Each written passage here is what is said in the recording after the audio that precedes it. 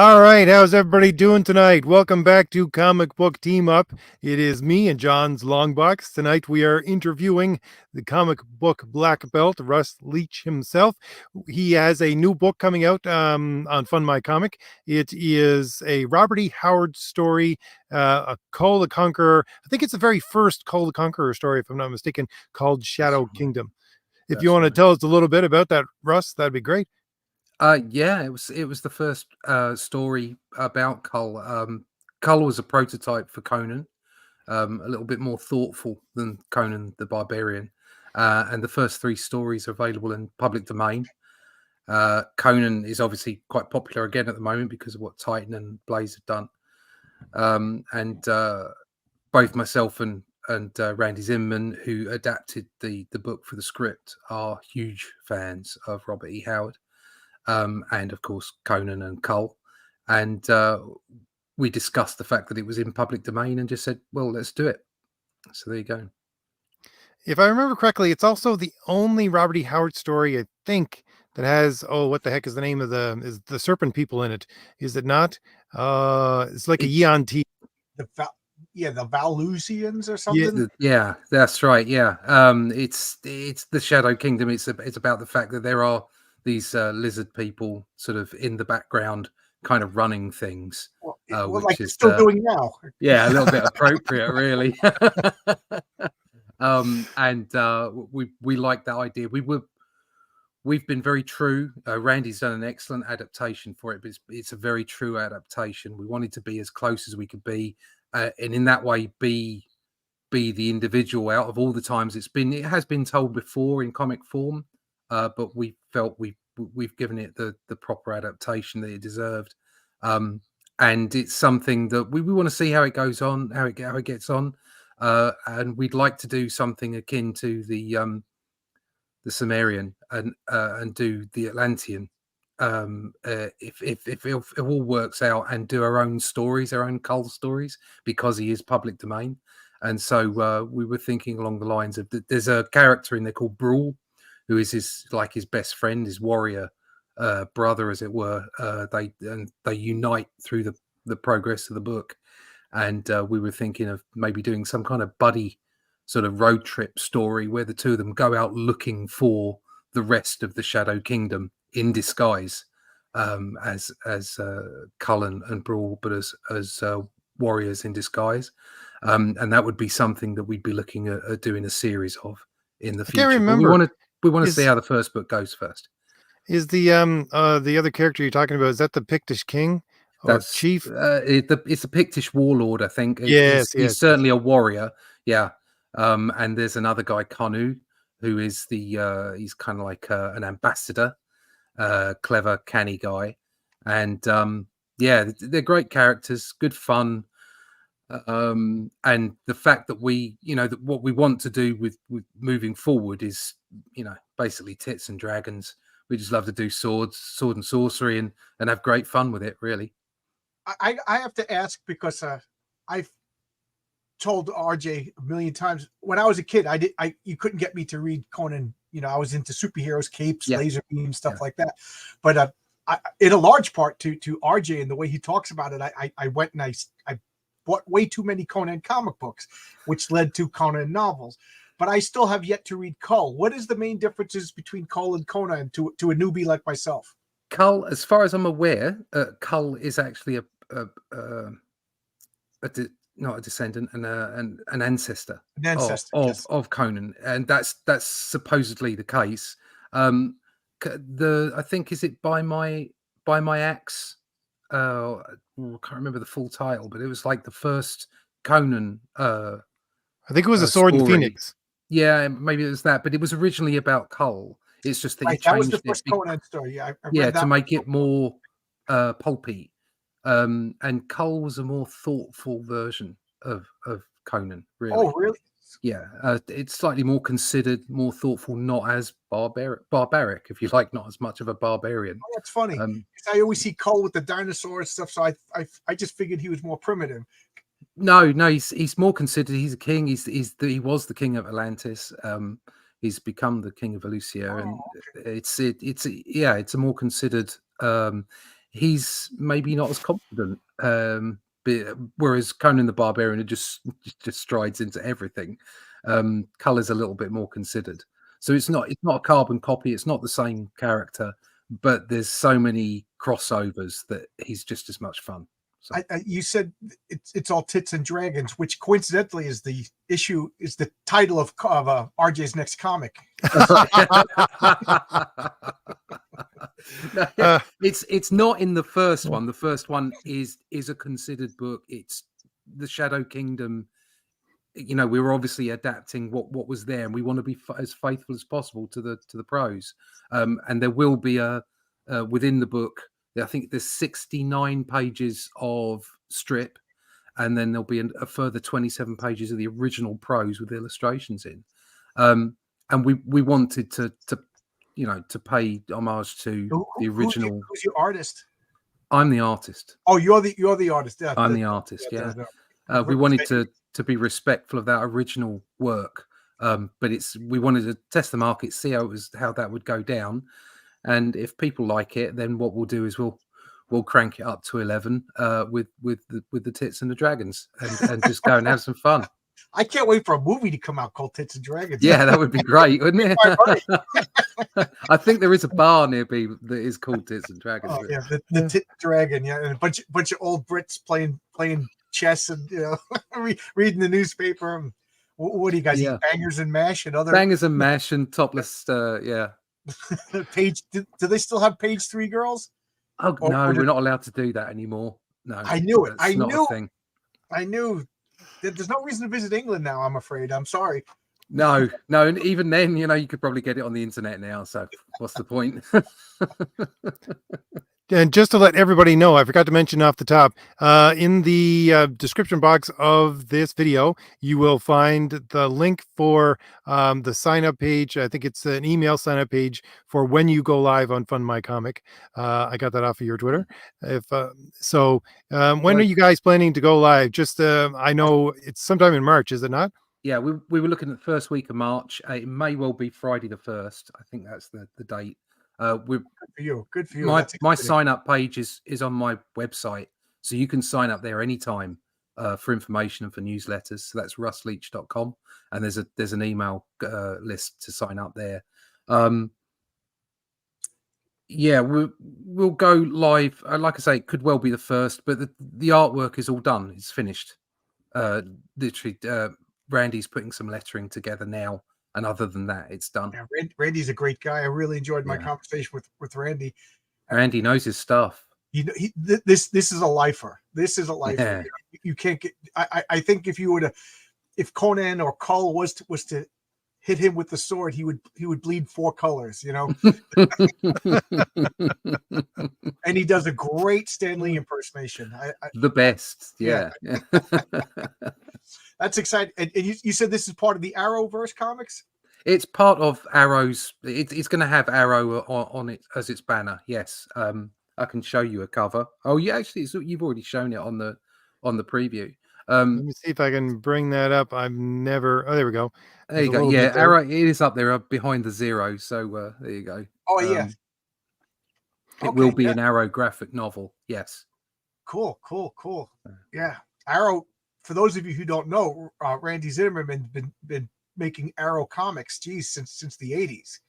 Yeah. In some capacity or another. Sometimes to direct market. Now he's doing more of a crowdfunded thing. But this is a guy who's been making comics probably longer than half the chat has been alive. Yeah. He makes me feel young. Let me see. There you go. There's the actual illustration. Oh, there you go. That's cool. From the cover there. I like the coloring. Well, the coloring. Sorry. Do you do the coloring too? Yeah, I've done the coloring on this one. The idea is it's retro. It's like the old Conan the Barbarian monthly comics, just the standard size comics. We were looking at doing black and white. Obviously not the cover would be black and white, but we were looking at doing black and white, but it is quite a hard sell. So we went for a color palette and a style that was reminiscent of those old Bronze Age comics, basically. I'm doing the same thing with my comic. I'm trying to make it more reminiscent of comics from the 80s, you know. Yeah. Somebody criticized me today that my logo looks too old-fashioned. I was like, you got it. But our logo, this is the logo from the interior work. This is I put this together by hand, but our logo from the cover is actually done by Glenn Fleming, who's someone who's been in the publishing industry for an awful long time, and he's done that by hand, so it's handwork. It's not typeset at all. But as you go in, so you can see that the colors are, you know, they're retro, they're flat. There's just the occasional. This is totally 80s Marvel, you know. Yeah. And I see that you're doing what I think is something that I've been paying attention to more and more since I started doing this channel. Is you have a different color scheme for each panel. I really appreciate. I think that's something that newbies are kind of forgetting about. Yeah. So it keeps it fresh, and it's also, it lets the inks do the work, do the heavy lifting, which was always going to be the case no matter what. So, you know, it worked for us. That's what we wanted to get, you know, the way that we wanted it to work, to be reminiscent of, you know, that work and that feel. So, we're quite pleased with how it's come out. Yeah. And for your campaign, is it just going to be one oversized comic? Is there going to be 4 issues? What exactly are you? It's one book. It's, like I say, 69 pages of strip. Oh, wow. And 27 pages of the prose with black and white illustrations within. Oh, that is awesome. So you get the full Robert E. Howard shot, as it were. Plus there'll be an outro by Randy, and we have Razorfist doing an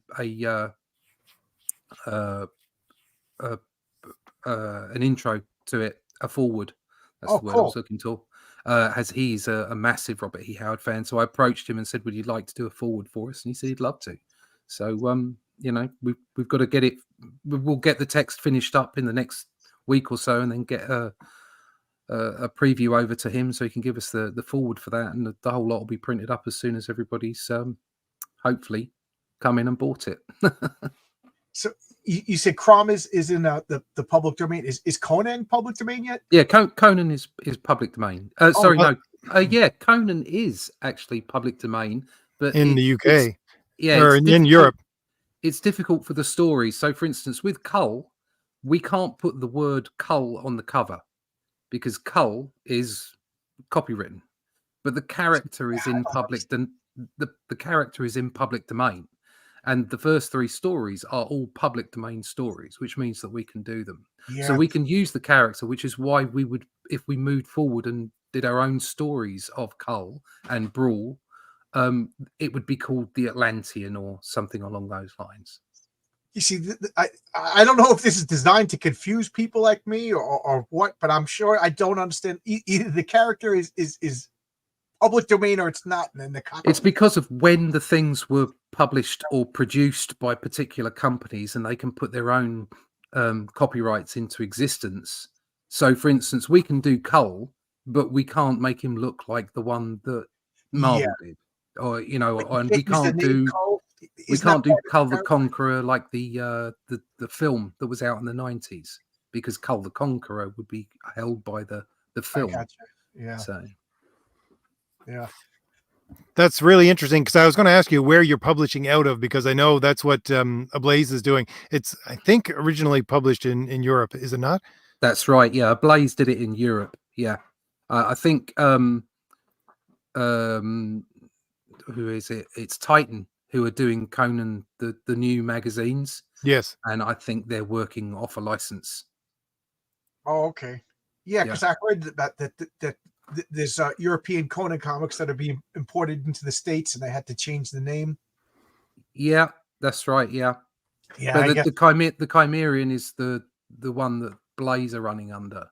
I gotcha. So yeah. So I always ask this whenever I see sword and sorcery, and were you a Dungeons and Dragons person? No. My son is. That surprised me. My son does D&D, but I've not been into it particularly. But I was always into the Conan comics when I was younger. So there's something about Conan and then Dungeons and Dragons. To me, it's like, you know, like a double helix. They just rotate around each other. But yeah, I mean, RJ just didn't have any friends to play with, so he wanted. It's one of those damn flaws of that role playing is you got to have a friend. So I was going to ask as well about the because this is the first story with the serpent people in it. A lot of people mix that up with the Cthulhu mythology, and there's a lot of different newer, I guess, stories that sort of try to play off of that. Do you have that strain in there as well, or are you just focusing purely on the Robert E. Howard stuff? No, it's literally just an adaptation. It's an adaptation of Robert E. Howard's story. And we've stuck to that. The reason being is nobody else has truly stuck to it. There's always been a little bit of something else put in there, or it's been shortened for some reason, you know, production. Whereas the way things are now, because you can focus on something like that and put it out in a pure format, that's what we've done. So we've remained true to it. Where did you get the visual? Where'd you come up with the visual for the serpent people? Yeah, I just made it up. You just made it up. Imagination.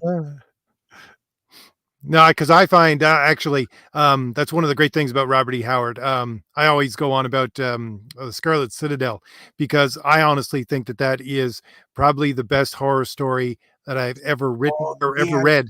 Even though it's not a horror story, it's an adventure story. And the thing is that I went to get a copy of that because of you, RJ. So I gotta read it.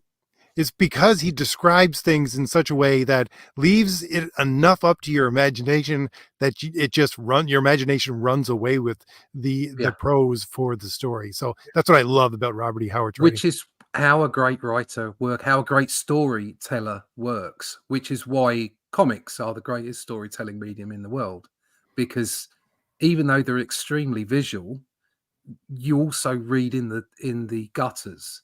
Right. You're reading in between the panels, and it gives you visual stimulus, but at the same time it requires you to interact with it, which movies don't, because that's completely it's passive. It's completely passive. You're just taking it on board. And novels, you do make it up completely out of your imagination. So it's like comics are giving you that visual cue as far as your imagination is concerned, and interacting with you, which is why I love them so much. You're absolutely 100% right. I forget if I was talking about this with you, RJ, last week, but I was talking about this, that I think people who don't like comics, well, there's some people who just don't like comics because they've never been exposed to it, but people who sat down and honestly gave it a try and gave them up, I think it's that lack of imagination. Because I don't know about you guys, but when I read a comic, I read the words and I go to the next and my brain, without even, I fill in a little bit of animation. Like sometimes, like I can remember, I have full vivid memories of Reed Richards stretching, even though you never saw it happen. Yeah, I never saw it happen, but my brain filled it in, and I do think that the image sparks a template, and then this one panel gutter system really lets the brain fill in all the gaps and make it our own. Yes, you're absolutely right. Which is why when you're drawing, when you're storytelling, that's the most important thing to a comic book page. And sometimes artists they kind of forget that, or don't get it in the first place. This is not going to be. I got the Bible right here. Another thing RJ made me buy. And yes, RJ, we're talking about this. This is the original one. Will Eisner, yeah. Well, there you go. The unedited one. You don't. I heard it described as like watching a play with a strobe light on. It's like you're seeing these things happen within each panel. You don't have to see what's happened between the panels, so you can walk from one side of the room to the other. You don't need to see the whole set of steps, and that's that's all part of the storytelling process, but also making it exciting, making it visually appealing. And from my personal perspective, I believe that good comic book art and storytelling is about impressionism. It's not about trying to recreate the real world in front of you, which is why style is so important and why it elevates certain artists over others. So you can look at Kirby as a perfect example of that. He knew exactly how to draw and how to recreate the world. He chose to do it in a very stylistic way, and he told stories by doing it. I couldn't agree more. There was a Comic Pro, I think probably like 6-8 months ago, that went on and on about on Twitter the fact that if a character enters a room and walks across the room and sits down, that's 3 panels. And I said to myself, that is ridiculous. You need to not spoon feed your audience. You need to be able to give them enough so that their imagination takes it away. I'd like to see the correct camera angle, and body language. Go back one page. Sorry, could you go back to the page and maybe bring sure. it, because I'd like to talk about what you were just talking. RJ, can we make that big? If scroll up so we see the top. Look at what I'm talking about. I'm pointing to the screen like you can see. The top left, we got Kull and this gentleman whose name I don't know. Brule. His name's Brule. And then look at the next panel. You see it. The whole room rotated 360 degrees. So we have Brule in front, and now we still have. That is flawless. My brain is moving this camera in that gutter. And now we have, it breaks. They're looking around. They open the door. We see Brule moves. He's carrying this body, opens the door. This is animated in my brain. It's moving. This is good storytelling. I love this. I don't know what the words are, but I'm following this story. They're cautious. And you should be able to do it without the script available. The script is for the details. As far as the dialogue is for the details. Yeah, and that's this is excellent storytelling. I was looking at that while you were talking, and I was like, this is a perfect example of what I was saying is when you read comic books, it gets animated in the panels. Yeah, that's right. Yeah, and to suggest that you need to see every step across the room. No, rookie mistake. That's a mistake. What you should be able to do is you should be able to, with the correct scene setting, with the correct camera view, as it were, and with the correct body language, you should be able to entice the reader from one panel to the next, knowing that they've walked across the room. Yes. So I did an entire, I think it was 45-minute video about what I consider the best comic book fight scene, which was between Wolverine and Silver Samurai, done by Paul Smith. And it's wordless, but in my mind, you can take those panels and see the movement from each one, how both of the actors in that fight moved to get to the next panel. And that's perfect comic book storytelling, exactly what you're talking about here. Yeah. RJ, can you bring up this comment by Greg? Copyright was for 35 years. Oh, yeah. Yeah, copyright. Yeah, go ahead. Copyright was for 35 years when it was written in law. Legal skullduggery is why it's 99 years now. People are trying to steal copyright, which is most of the problems today. See, I didn't know that. I always thought it was, I thought it was like 70 years plus the life of the author or creator or something like that. See, I don't know. Greg, I'm assuming that you're in the United States because I assume every country has their own rules, which begs the question, didn't Peter Pan get like a special exemption because they gave the copyright to an orphanage? I think so. Wasn't it? Yeah, something like that.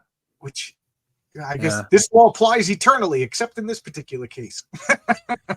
Yeah, I mean, I heard it was, I think it's in America, it might be the 70 years plus the lifetime. See, I don't know. It's also when it was originally printed and all that kind of stuff. I mean, we went and checked against the appropriate places, and those 3 stories and the character are public domain, so we can do that. But yeah, it is tricky. You can't just pick anyone out. Yeah, these people rushing out to do Steamboat Willie. Don't do that. You're poking the bear there, Yeah. What are you drinking? Sorry. What are you drinking? I just saw you reach for a bottle. Oh, I'm drinking Jack Daniels. There you go. Oh, perfect. All right. Yeah, the Blaze team I think they may have got a cease and desist, and they just said get stuffed. We really? know what we're allowed to do, and that's the end of it. But something like Steamboat Willie, it's like it's such a huge. Disney is so huge. Yeah, I wouldn't touch it. You just don't want to poke them anyway. What's the point? You know. No. That's why I don't know if you're aware, Russ, that I'm doing a book called Crom the Destroyer, which is basically. I am, and I thought it was very, very good. It looks really, really, really good. What I really wanted to do with that is, and I thought, how am I going to do this so that I don't get into copyright infringement? Is I was going to, I took Kull and Conan and Solomon Kane and sort of mashed them all up together, because I always, as you were saying at first, saw them as being descendants of each other, because we have Kull, and then I think it's in the Sword and the Phoenix where Conan has flashbacks to basically Kull's life when he grabs an axe off the wall, and then you have Solomon Kane, and across the Black River he has flashbacks to Conan when he was across the Black River at that time. So I thought, why not just match them up into one?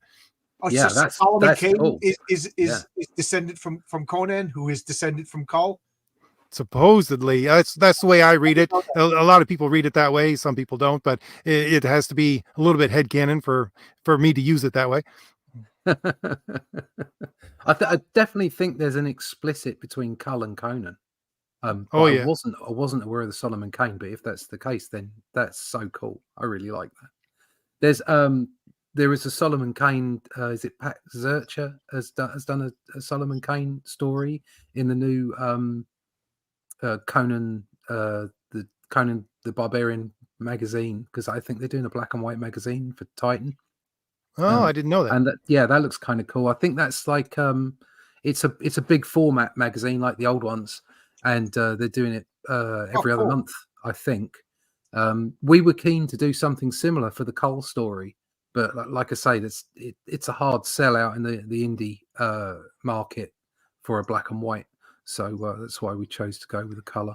That's why for mine, actually, I did both, because I offered as a graphic novel, which is standard size, and as a magazine sized black and white, just for the pencils, because the inks are done by Mike Gustovich, who's an old hand for Marvel and DC, did Marvel and DC back in the 80s, early 80s, then went on to do indie stuff himself. But I wanted to, there's just so much in the pencils from Jim O'Reilly and from Nick Axe that I wanted to offer that in the larger format, because for me, actually, I have I think I can't remember, it's Marvel Treasury edition of Conan the Barbarian, and I'm not sure what edition it was. I think it was like number 3 of Savage Sword, but they colored it, and to see those beautiful inks magnified to that style or that size.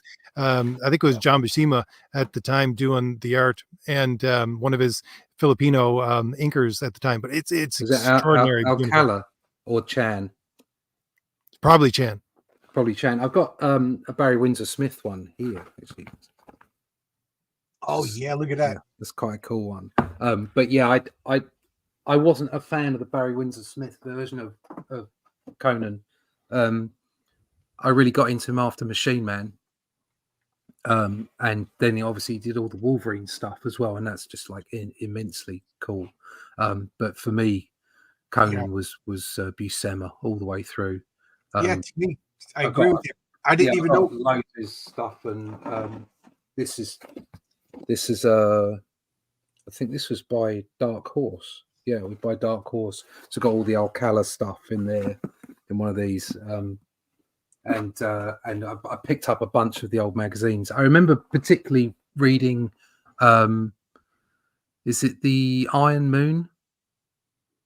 That was in a Conan magazine, Conan the Barbarian magazine, and I remember picking that up when I must have been very, very young, and sitting on a boat and reading it, and it hit me so hard. It was just it never left my memory. It was one of those things you never forgot. And so I even as a young boy, I was picking up Conan comics wherever I could, and just brilliant stuff. Buscema was really is really important to me. Although I have to say my tastes have broadened. I like lots of different styles. I like to take lots of different styles in, because I think that's important to appreciate as big a breadth and depth of artwork as possible. The funny thing about Barry Windsor Smith and Buscema was the fact that they originally wanted Buscema to do Conan from issue 1, but he was too busy doing 3 other books for Marvel. So they got Smith, who was basically untested except for backup stories, just to do the first until Buscema became proficient enough to do another book. So he had to take his style down a notch and learn how to do it faster in order to get Conan into the weekly, I guess, what he was passing into Marvel. That's incredible. I mean, what a pace to be able to do that stuff. The Barry Windsor Smith, I bought the first 3 or 4 issues of Conan the Barbarian, and I haven't read them until RJ was talking about Crom the Destroyer. I said, well, they've been sitting here for years. Let me read it. And I think it was you, RJ, that said he was a perfect blend of Buscema and Kirby in his first, I think, before he found his own style. Like the first issue of Conan the Barbarian, it doesn't look like Barry Windsor Smith. It looks like doesn't. Barry Windsor Smith trying to be Kirby and Buscema. It's got a really weird feel to it. And I didn't particularly like it, but by the 3rd issue, I was like, this was outstanding. I think either they left him alone or he... they probably just left him alone. Or something, but it's really good. He also had I think it was the backup stories he did for Marvel were mostly horror stories, so he did have a good sense of what he was going for with Conan. Yeah, I'm really digging it, and I know you didn't like the I can't remember the story where Conan goes into the tower and he finds that alien that looks like an elephant. Oh yeah, that's the elephant one. I love that, actually. I love that one too. Yeah. I remember even reading the comic. I was like, oh my god, this is, because I'm an H.P. Lovecraft freak. You know, I love H.P. Love, and I love the fact that he and Lovecraft and Howard were writing back and forth to each other. And didn't Lovecraft call him Two-Fisted Howard or something like that? You know, he had a name for him. You know, and then they used each other's characters in the stories. I think they're redoing that one in the Titan mag, so Tower of the Elephant. Oh, Marcus says Martin Goodman didn't want to pay John Buscema. It was top rate, so Barry Windsor Smith had a lower page. There you go. It always comes down to money. Marvel's paying for the rights, and Goodman wanted to save money. Oh well. Yeah. Well, if Titan are ever listening, I will cut my rates to draw Conan overnight. But you know what? His being cheap created a legend. Barry Windsor Smith is a legendary artist. So because of because of Martin Goodman being a cheapskate, we got ourselves a legendary artist to look at. Yeah. And anybody hear from him? Last I heard, he went to the hospital with heart issues, and then I never heard anything. No, I haven't heard anything since, but he obviously came out. And I remember the story of Barry Windsor Smith is he came to America and he didn't really have a place to live yet. And they said he drew issue number 1 of Conan sitting on a park bench and then he checked into a hotel with the money that he got. And then, like a rock star, he got drunk and trashed the hotel. You know, I looked at him. He looked like Robert Plant at the time, and now he's acting like Robert Plant. That's brilliant. Yeah. And I didn't know anything about him until the X-Men. You know, he did a particular issue with Forge on the cover, and I was like, who is this guy? This is really interesting. You know, I was a kid at the time. I didn't really know the history of comics. It's Barry Windsor Smith, and I remember my friend was telling me this is important. He's a big, so I was like, oh wow, you know. But now, you know, learn about his past. There you go. Iron Shadows of the Moon. That's the one. Thank you very much, John. Okay. I think it was based on an actual story by Robert E. Howard. So I think it was adapted by Roy Thomas, but I may be wrong. I do think there is a Shadows on the Moon, Robert E. Howard's story. Yeah. If I remember correctly, it was the one with the giant bat, was it not? I can't remember all of them off the top of my head, quite honestly. But yeah, I mean, that was just an amazing. I actually went hunting for that because unfortunately, I had a collection of books when I was younger and left home, and my mother threw them out. It's just one of those things. I'm sure there's loads of stories like that, apocryphal stories like that. But I went hunting for a whole bunch of comics, in the last few years, and a lot of those were the Conan ones. And I picked that particular issue up and got that one because I remembered it. I also picked up a whole collection of Captain Britain comics and Spider-Man comics as well, but just for the stuff that I remembered from when I was a kid. And they're not minted or anything like that. I got copies that I could read. I like to flick through books. Yeah, I'm not a slab fan personally. Yeah, I'm not a slab fan. That's not a comic book. That's not a comic book. Comic book is to be read, smelled, look at the edge, look at the letters page. When you slab it, you're taking a comic book, you're turning it into an investment. Like I said to people, if you're a slab comics, you're not a comic book collector, you're an investor. There's different. Exactly. So I was going to ask, do you also own the Marvel Kull, the original ones from the 70s? Because I was looking at the first pages you were showing here, and it's very reminiscent of the very first pages of the first Marvel Kull, and then you go your own way with it, which is spectacular.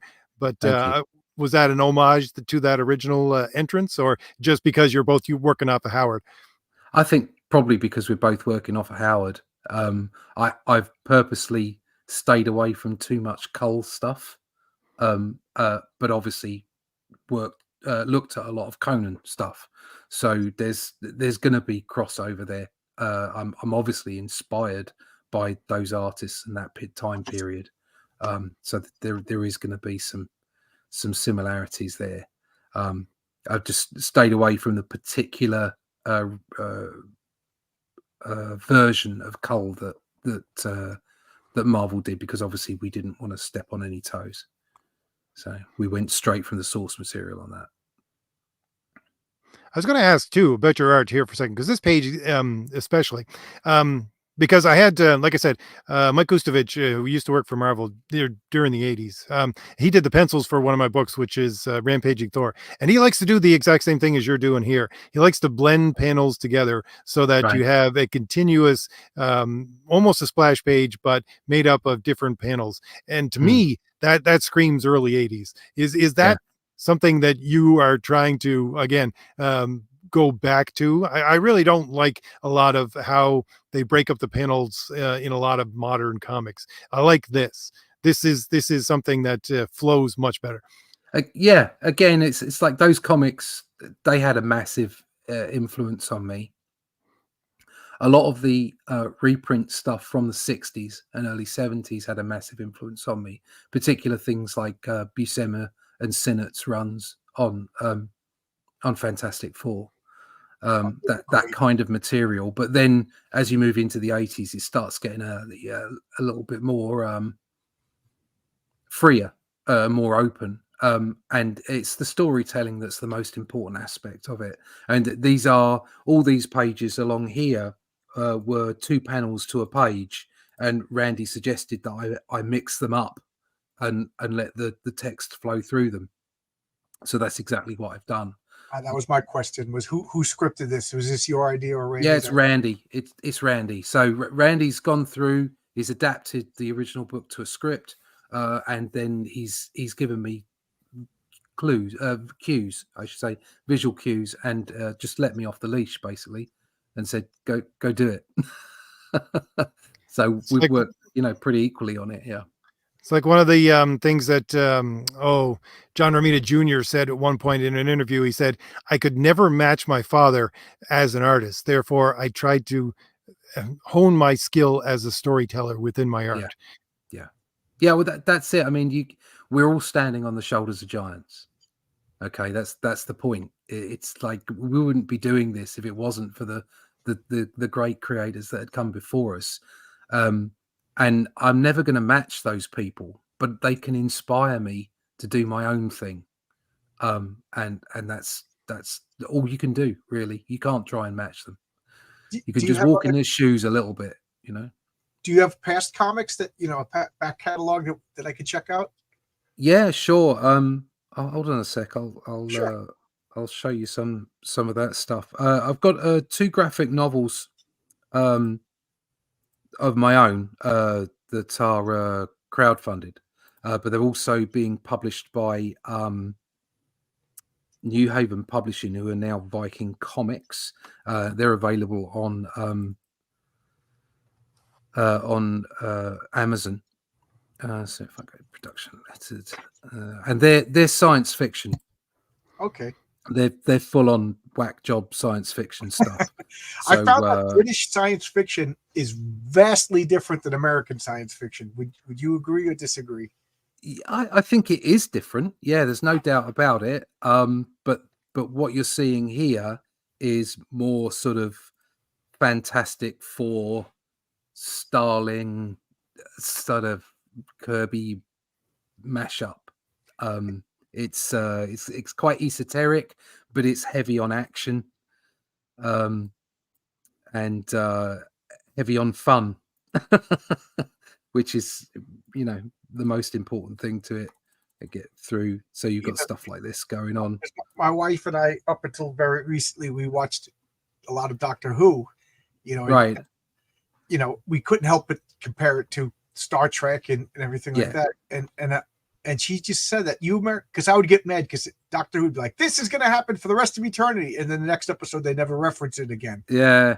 She goes, you Americans are concerned about continuity and everything. And she goes, because she's Canadian. So she's like, us Commonwealthers, we just want to have a story and be entertained. I'm like, Doctor Who, you doing it again? You know? Yeah. No, I think Doctor Who can easily lose its way, which it has done. Recently, I did a lot of Doctor Who work as well. I did the last year up until the more recent incarnation. I also did Capaldi in Doctor Who Adventures for 2 years. Oh, cool! So I've done quite a bit from that perspective. But my own work, I'm very much seated in sort of 80s Marvel and DC. That's the Bronze Age. Between the late 60s and the early 80s it's really the best. You're talking to 3 guys over here, or you're talking to 2 guys over here and not going to disagree with that. Yeah, that's where I'm at, and that's my love of this. So this stuff here, again, it's a simpler style from the Kull stuff. There's not as much rendering, but the idea is that it's fun and quick, and lots of action. So it was a different kind of book altogether, but it was really good fun to put together. And I came up with that idea originally on my own. Did the first book, and at the end got Rick. I've forgotten his last name. Is it hard to draw different? a writer involved, so it's like a writer's room on the second one. You said that this was in a different style. Is it different? Is it difficult to have different art styles? No, I mean, I think all this is just not as rendered. So I went for a more simple style. I was going for something maybe a little bit more sort of cell shaded to look at. Okay. Sort of. So it's got bolder lines. I suppose it's a little bit more sort of a little bit more solid. I love that. So the brain in a capsule. Yeah, the brain in a casket. Yeah, it's the idea was that it was just going to be fun, and whereas the Kull stuff is me allowing myself to do that much more detail and rendering and have a different kind of fun with it.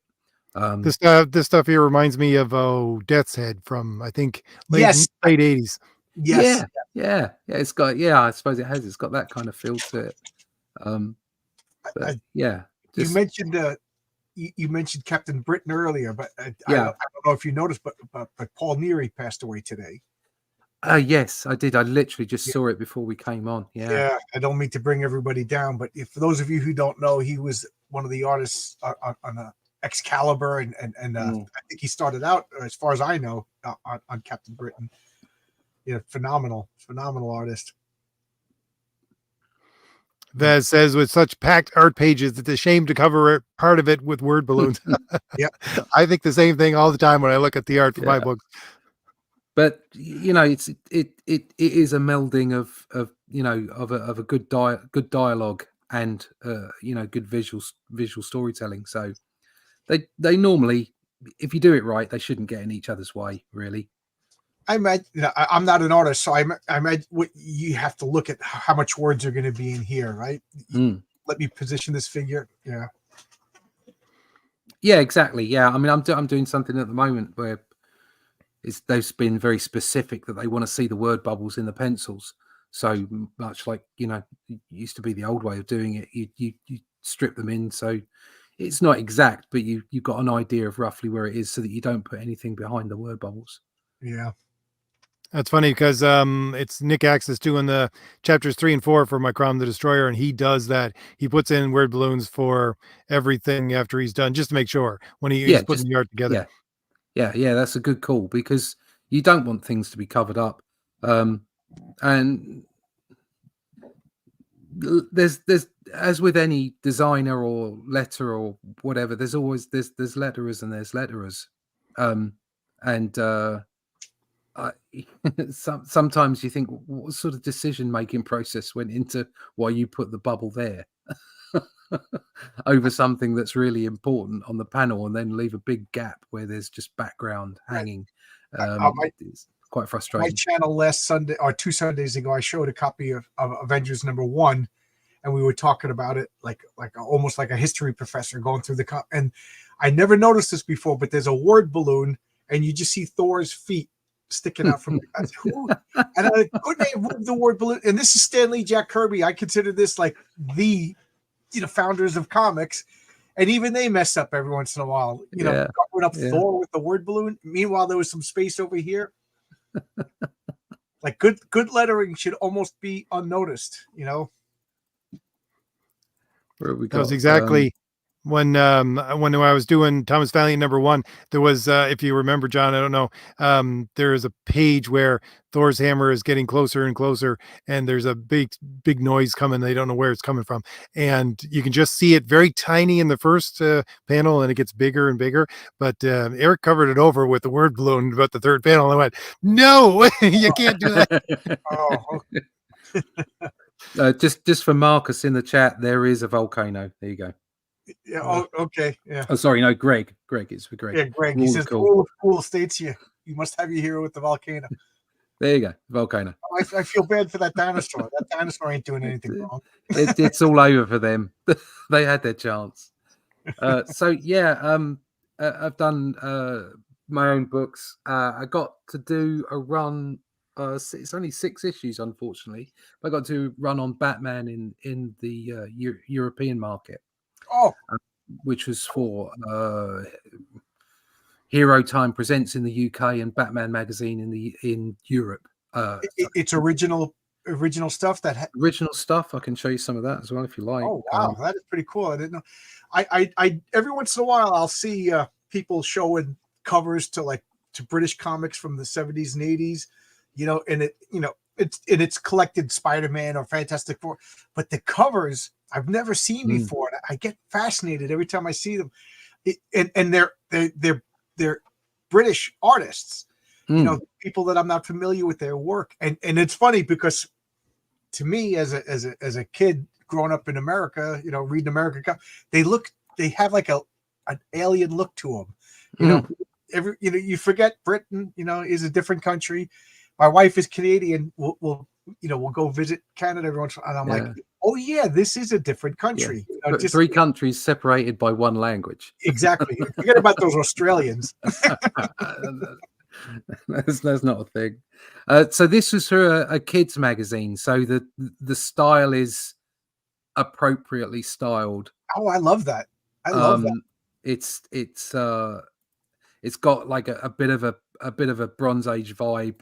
Yes, you with a little bit of the with a little bit of the animated series thrown in. I don't like an overly muscular Batman, and I particularly don't like an armored Batman. I like this, you know. Yeah, I'm not.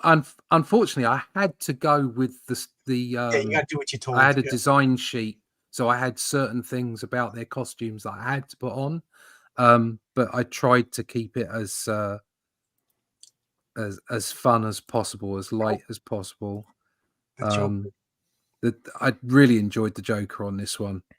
I like the way you draw the Joker. That's the way the Joker's supposed to look. He's supposed to be slender and have a long rectangular face. You know. So there he is. So very, very much. There's a lot of there's a bit of Killing Joke in there, and a bit of Batman Romero. 67. Yeah, it's a bit of Caesar in there as well. Yeah, which definitely. Is I don't care what anybody says. That's still the best Joker. Oh yeah, I love that. Frank Gorshin is still the best Riddler. I've got a Riddler story as well. Hold on a sec. Yeah, I mean, it was great fun. Unfortunately, they pulled the license after 6 issues, but for whatever reason, these things happen. So I only got to do 6 issues. But you're a full-time illustrator then? You know, you're Sorry? not like you're a full-time illustrator, cartoonist, comic book artist. You're not like a construction worker during the day. That's what I do. That's all I do. Yeah. Oh, good for you. That is. Living the dream then. Yeah, I know. Yeah, I mean, I pinch myself regularly. Yeah. Like, if you come to New York, I'll pinch you too. Yeah, thanks. I'm good like that. You know, the only thing preventing me from doing full-time comic book art is I have absolutely no talent whatsoever. But other than that, oh, don't worry. There's plenty of people in the business that have no talent that are doing it every day. Yeah. If you can see this is what I sent Renzo, my artist, for a character sketch. Renzo is a fantastic artist. Yeah, I stole him from RJ. Everything RJ does, I steal. What an artist! What a fantastic artist, and what a very, very lovely bloke he is. Yeah, and indeed. So nice. RJ will tell you he's the nicest person. I love just talking with him. You know. Yeah. Nice. And he loves Batman and Robin too. That's why we went in a certain direction with some of our characters, because he just loves Robin. That was the first book I think he said he ever picked up when he was a kid, was Chuck Dixon's Robin. Yeah. Yes, I mean that's the other thing. I mean, it's certain writers I'd absolutely love to work with as well if I could ever. In my comic, if you know, issue 1 is featuring the Patriarch, issue 2 is featuring an original character, Mary Sue, and then issue 3 is my Batman. I'm trying to introduce the team. Brilliant. Like, can we just skip right to issue 3? It's always the thing, is you get so excited. He wants to go right to the Batman. Yeah. Issue 3. What did I do? Oh, there you go. Issue, because a lot of these covers are homages as well. If you see the first cover, that's an homage to an older cover. And this one was as well. This is the okay. This is the Riddler cover. Even if a time machine came and they fixed all comic books and I was able to write Batman, I don't think I'm smart enough to write a good Riddler story. It's tricky. I to come up with like a big scheme, maybe like once in my career just to say I did it. But Joker could be goofy, Sandman, Scarecrow. I think Riddler is intimidating to pull off. We got Riddler and Scarecrow in the same issue on this one. I love that. Oh man, that Scarecrow looks creepy. Yeah, and he didn't have a hat. This was specific. I had to go with the designs that they. Oh, I kind of like that though. They'd given us. It is creepy. Yeah. I don't know if I'd wear a noose. You're just giving the hero something to grab and choke. Yeah, exactly. Yeah. So that was quite good. And I ended up in the end, I coloured my own as well. I had a great colorist to start off, but she couldn't carry on. And it ended up the last thing I did was Mr. Freeze. Did you go to art school? Are you self-taught? I went to design school. and smoked a lot.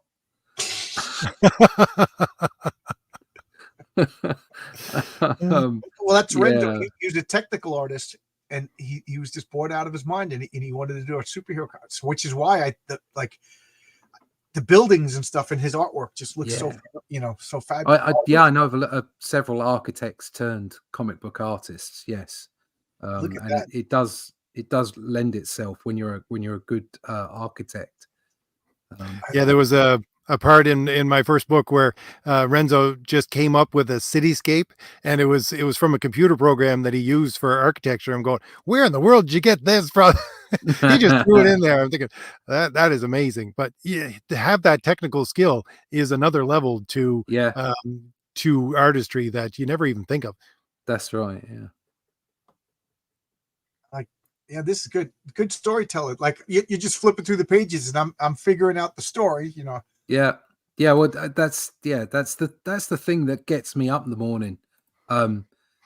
If I could partner with an inker that I could trust, and that's not to say that there aren't any out there. It's just the environment to find the right partnership. I love the way it used to be done, whereas a penciler would pencil and an inker would embellish. They wouldn't just follow the lines. That's exactly what Conan used to be. Yeah, exactly. And I'm not putting inkers down in any way, shape, or form. They do a great job of what they do, but I really like the way Sinnott used to cover. He's one of my favorite. Sinnott is one of my favorite artists because if you look at say his run through the Fantastic Four, isn't that over great? 5 different artists. George Perez Sinnott was my favorite. And yet there was this fantastic consistency. Sinnott was just a fantastic. Although I know that Buscema wasn't keen on him inking him. It always looked superb, and it had this consistency right the way through. And then Alcala, and I believe that that Buscema wasn't that keen on Alcala either. He felt that it overdid it a bit, but it's you can still see Buscema through the ink work. You can still see him there because his core work, his anatomy, his agency, his sneering faces. Yeah, he always sneering had the best faces. Just the way that he drew people and the way that he drew scenes was just unique to him. And so whatever inker you put over the top, you would be able to see that as long as the inker was proficient themselves. And people like Alcala and Sinnott, although completely different in their styles, were superb artists in their own right. Yeah. I'm trying to remember Pablo Marcos was big at that time period too. Another one. Very heavy-handed, thick lines. I loved his work. I started laughing before when you said about inkers, an inker that you trust. I don't know where it was, but I must have been 15, 16 years old. I was, resigned to the fact that I couldn't draw. And I tricked myself to, I can ink.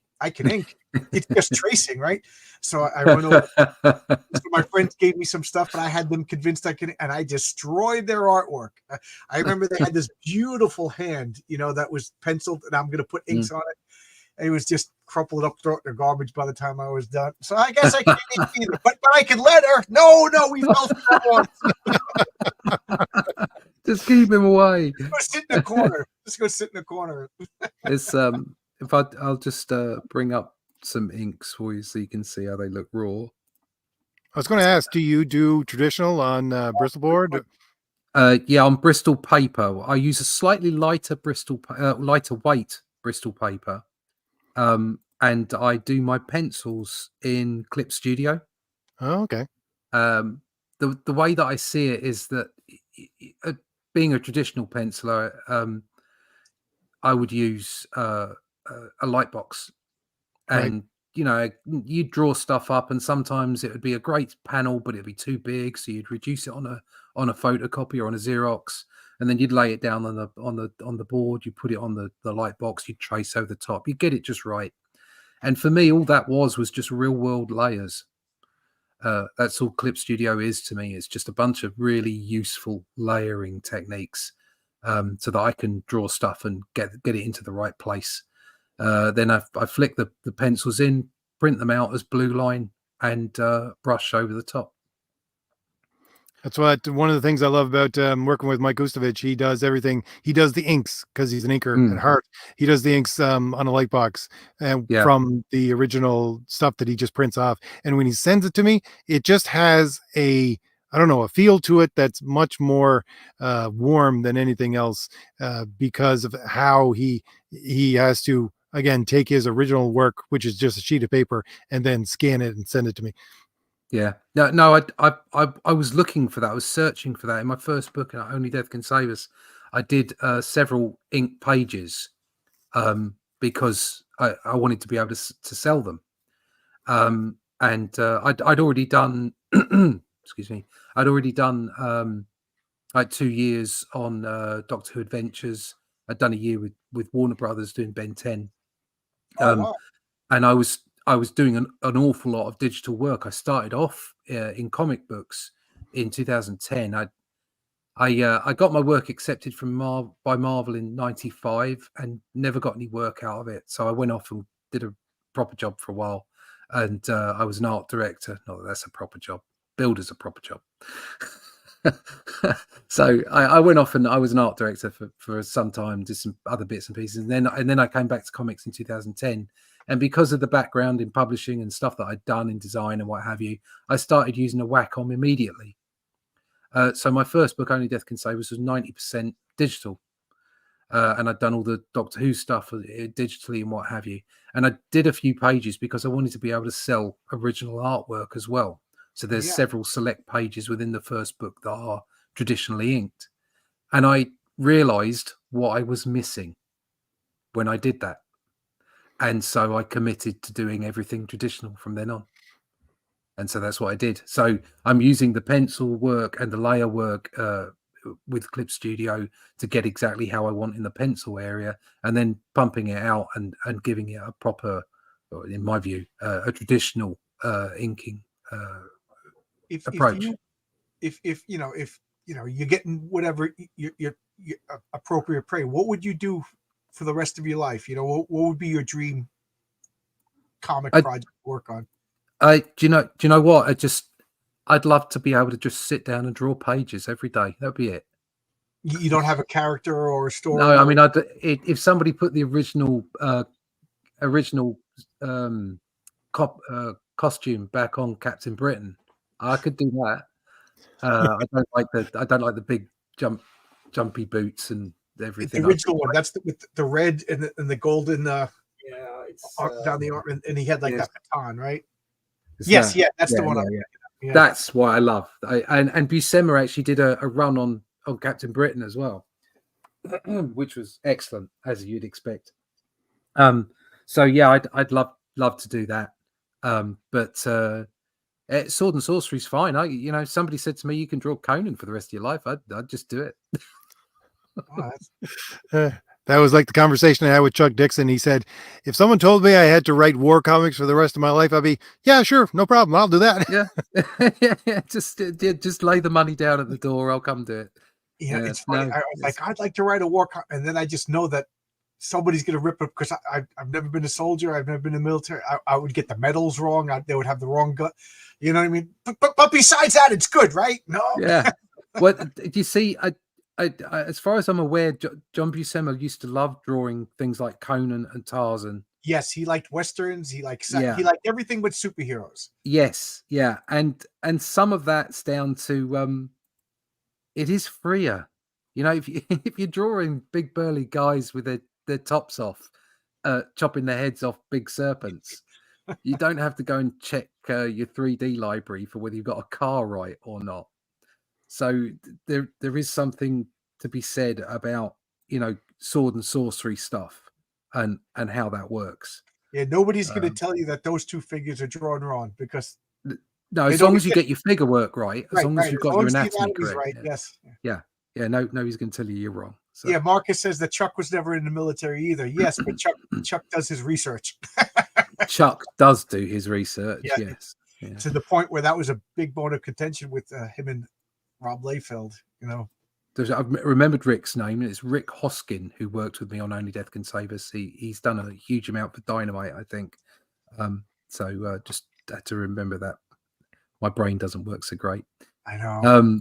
And every detail about a comic book I read in second grade, but yeah, but not someone's name who you know really well. I can't remember what I just agreed to my wife right before we went live.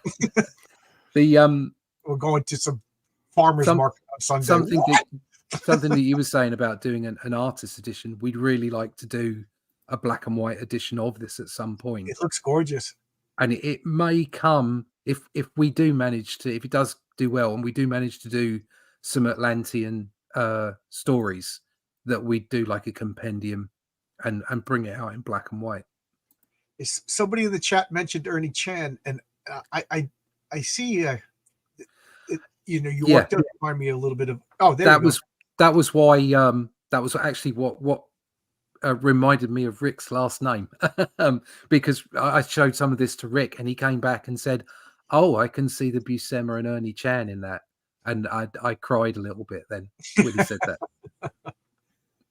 I'm actually, one of the things I do on Twitter is I post the 1970s, I think it's 76, 77 strips for Conan the Barbarian that came out in the paper, and I think Ernie Chan takes over after the first year. Ernie Chan takes over the pencils for Conan. Yeah, and he was a good penciler as well. Yeah, I didn't even realize they existed until a few months ago. Actually, I didn't know that there was a paper version of them.